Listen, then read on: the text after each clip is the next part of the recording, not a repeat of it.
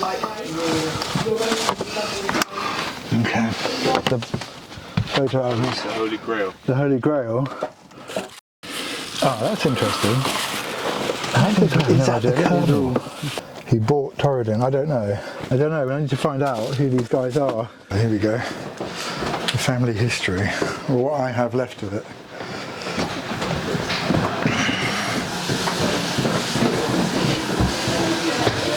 Yeah. That's my mum, Rosie. It's really difficult because I can't open it very far because it's gone really stiff. But that is my mum, Mariah. This is really early days of Singapore. Her Majesty Queen Elizabeth. Oh my God. Well done, Eli.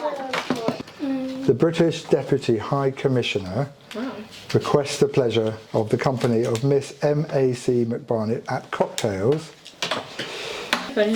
Completely different universe of more and more invites to exciting things. Yeah, but the British High Commission in Singapore. Wow. It is. It is really posh. But but the reason why was because she was a secretary at MI5, and her aunt Evelyn was like top spy. Okay. September. That's your great granny. Mariah, she's called, Eli. The swimming club in Singapore. And they had this amazing life. Lots of. She's a bit of fun-loving party girl. Yeah. Stuff sounds like fun though. Yeah, I think she had a great time. Yeah. It's great grandpa. And give her a hug. Thanks, Eli. Our Last Supper. That's the Marines logos. It might be a Last Supper because they were going off to fight that secret war in Indonesia. Maybe, I don't know. And flying in helicopters and stuff. Oh, wow. But how does it? But Rosie, how does it feel then when you discover things about your past? Morally, we don't see that as right. I think we're all very nice, accepting people, so it's not a very nice thing to know. How you guys are dealing with it is very honourable.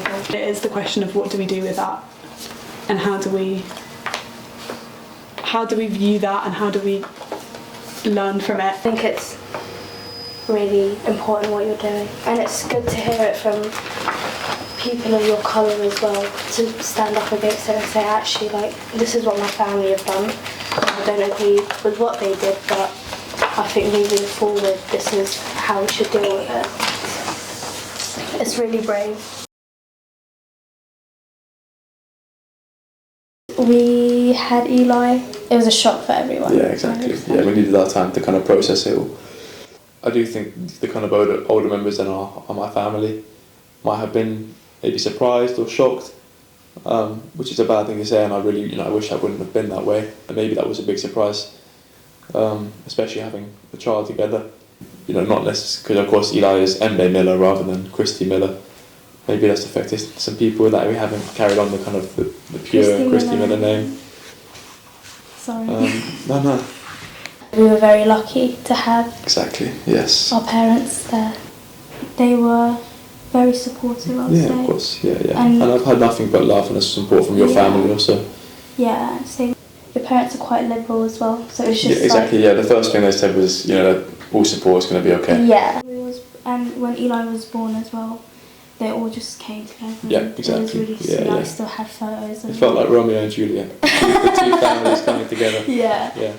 I think he's taught us a lot about ourselves, especially because he's mixed race, and we want to make sure that he knows about his history. So we want to make sure we know about our history. It's our duty, I guess. Yeah, it's our duty. And as Eli gets older, especially, like, he's going to look back at this and think, his dad's side of the family had this history, and then his grandpa did this great thing with it. I think he's going to be very proud to see that in the future.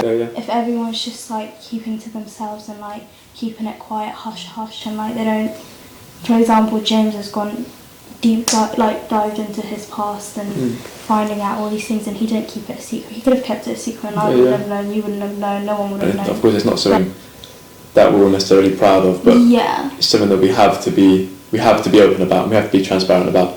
Historically, it's always been black people speaking up about racism and speaking about their experiences and their families' experiences and stuff, but it's refreshing to see that white people or people that did have a history of owning slaves are talking about it, because for the first time it's not the black community doing it. Does that make sense? And I feel like it'll be more like it'll get listened to for it, like it'll get more attention. Yeah. Because maybe people who have had history of owning slaves as well will look at this documentary and say, oh, well, my family did the same, maybe I should look into it, maybe I should start talking about it, maybe we should start making a change as well. Of course, there's going to be some people that don't, that have very extreme views, and maybe don't think we should even be in the same room, or don't think, maybe Eli is less of a, I don't know how to say it's less. I don't know what I'm getting at really, but maybe, I do think that in some extreme views, maybe the white community or the far right community wouldn't agree with what we're doing. It's 2024. Do you get what I mean? We wanna move forward. We don't wanna go backwards, and this is one of the ways we move forward. We're all going to be uncovering lots of knowledge and lots of things we didn't know about that he's going to learn. Yeah. And maybe it will kind of, it'll help all of us understand, but especially him, as to why. Yeah, and it's good for him to know both sides of his cultures, and that was definitely was a part of the culture. I think it's very important for him to see like the truth in both cultures and being very honest. Definitely. Always honesty, because my parents were very honest. Like if I went up and asked them, why am I being treated this way, or why is this like this, they would just sit down and explain it to me, not like be like, oh, it's fine, you're fine. With him and explaining why, like the history of racism and stuff, and educating him about it more than just leaving him in the dark. I guess it's hard to completely protect him. If you give him resources, this is how you deal with this, and this is how you do this and this and this, making sure that he's emotionally intelligent and having resources to deal with situations like that, I think that's how you can protect your kid. You have to be self-conscious when you're going around and walking around as a black person, like especially in shops. I always say this in shops. I always have to leave with a receipt. Like I've learned that ever since I was young, because security guards would just follow me everywhere. Like little things that like you subconsciously do. I think it's definitely still a problem today. Yeah. For example, if you look at the broad term of slavery, I guess is using someone to using them to their advantage and not treating them well. But the modern day slavery is still around, just not talked about as much. And of course, it's not history just yet. Keeping secrets and stuff, I think, then we don't open that door up for people to learn new things, and in life you can't develop without learning the full story.